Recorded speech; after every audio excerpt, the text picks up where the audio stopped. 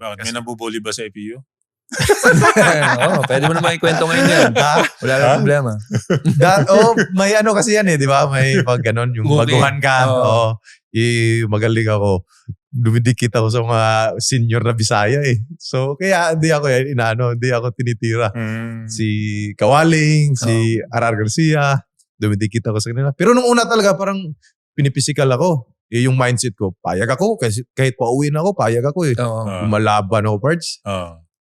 Pag sabi na, lumalaban to Kasi yung mindset ko, payag ako pag pauwi na ako Kung patalsiking ka pa uwi. Okay lang, masaya ka rin. Uuwi ka Parang, okay tong bata to, lumalaban. Sabi na, dito ka na, sama ka na sa amin. Napaganda pa. Napaganda pa. Nung high school ka, na tempt ka ng mga computer, ganyan. Nung college, malayo sa pamilya. Paano na ngayon yung ng level ng temptasyon mo habang nag-aaral sa basketball, computer ka pa rin ba, gano'n? Yung college kasi, yung pag-aaral, hindi naman buong araw yun di ba? May units lang So, kinukuha ko 12 or 15 units. Hindi buo. So, yung pasok mo sa isang araw, 5 hours lang, 4 hours. So may time ka pa rin mag-computer. Computer pa rin pala. Tapos practice, di ba? Hindi ka kaya sa high school kasi umaga hanggang hapon. Wala ka ng time College. Ito na-balance mo na. Na-balance mo na kasi. Kailangan pa rin naman kasi meron kang leisure Kumbaga na-enjoy mo pa rin yung oras. Kasi nakakabagot din kung aral tapos training, di ba? Kahit si Junmar. Diba? Sabi nga niya. Pampaano niya?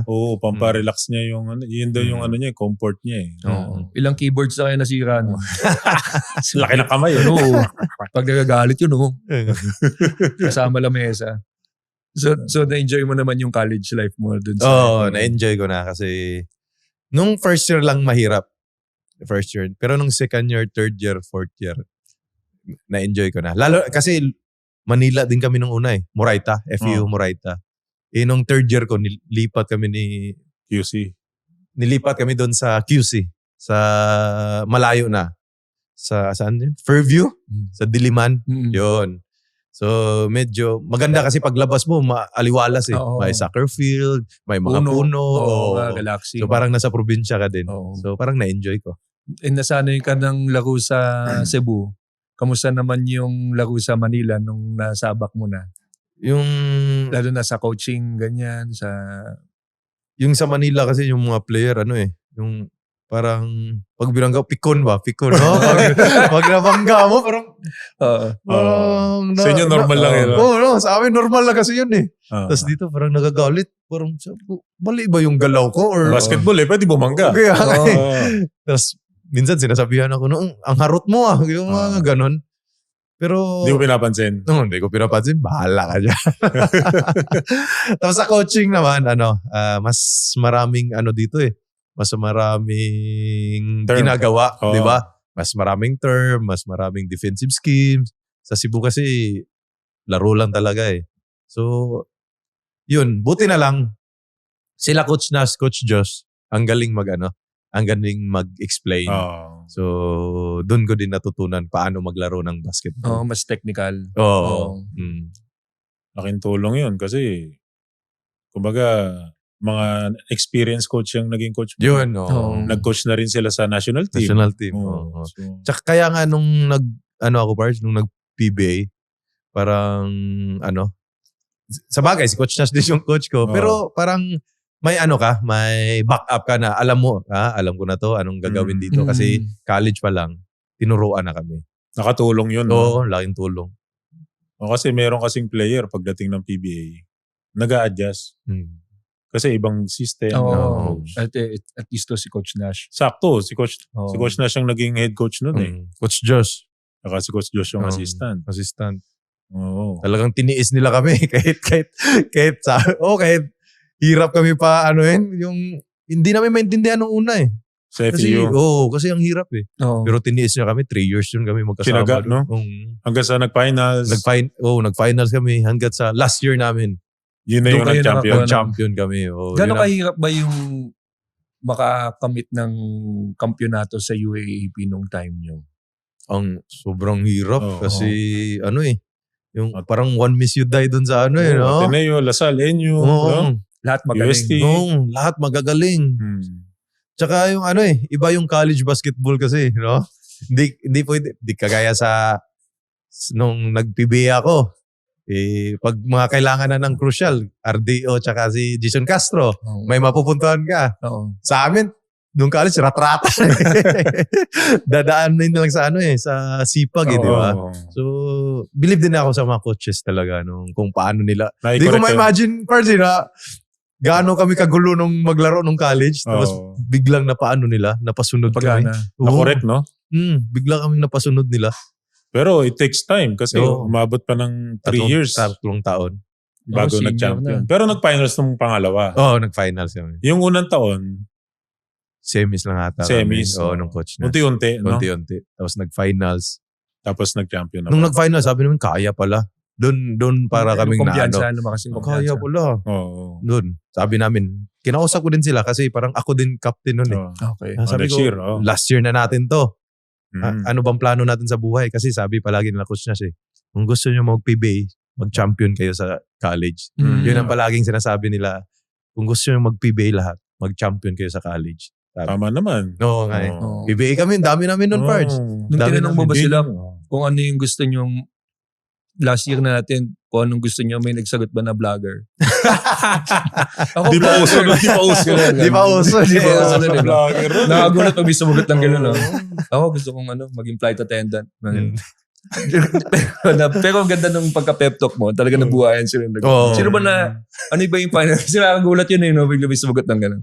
Kung may final four ka, sino ba final four at that time nung nag-champion kayo? Kami, FEU, Ateneo, Lasal din ata. UST. UST ba? UST din. Kami, NU, Ateneo, UST. Kasi UST yung nakalaban namin sa finals. Galing ni Kevin nun. Si Kevin Ferrer. No? Galing ni Kevin. Game 2, di ko makakalimutan. Galing. Bumitaw ng ilang 3 points yun. Kahit ginanon ko na sa mukha yung kamay ko, hindi mapigilan si Kevin nun. Galing ni Kevin. Pero natalo nyo sila. Game 3. Yeah. Game 3. Umabot ng Game 3. Umabot pa rin. So, umabot ng do or die. Kamusta yung team nung pag-do or die nun against UST? Kamusta yung feeling nyo sa dugout, paglabas? Nung after the game? Nung bago mag-game. During game 3, yung mag-game na. Talagang wala, focus talaga lahat nun. Tahimik? Oo, tahimik lahat. Sabi namin, kasi parang 6 kami na seniors nun eh. Sabi ko sa kanila, last game na natin to. Buhos na natin kung anong kaya natin. Kaya believe ako din nun ni Mac. Talagang kahit, Belo, no? Kahit nagka-cramps na, gusto pa rin pumasok ulit eh. Grabe din yun si Mac nun. Anong point dun sa game na alam nyo kayo na? Yung lamang palagi yung oste nun eh. Lamang palagi, Pards. Di ko makalimutan to. Kasi ako yung nagpalamang eh. Kaya pala. Lamang. Parang na lang, Pards. 2 minutes o 1 minute 40. Lamang sila dalawa. Gumawa ng play si Coach Nash. Time out. Time out. Lamang dalawa oste. Screen ako, tapos may down screen sa akin sa 3 points, Pards. Paglabas mo. Paglabas ko. Sabi din ni Coach, si Coach Johnny Abarintes, tira mo ha. Paglabas ko, wala akong pressure yun.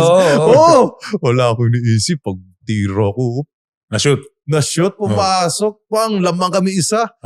Bumalik, dumipensa. Nakuha ulit namin. Atake naman si Mike. Lamang kami 3. Mga 1 minute 20 na lang, 1 minute 10. Sabi ko, sa amin na to. Isa pang stop to. Di ba? Ganun tayo. Nung na-stop namin, tapos na-shoot ulit, wala na. Lamang kami 5. Wala na. Sabi ko, seconds na lang.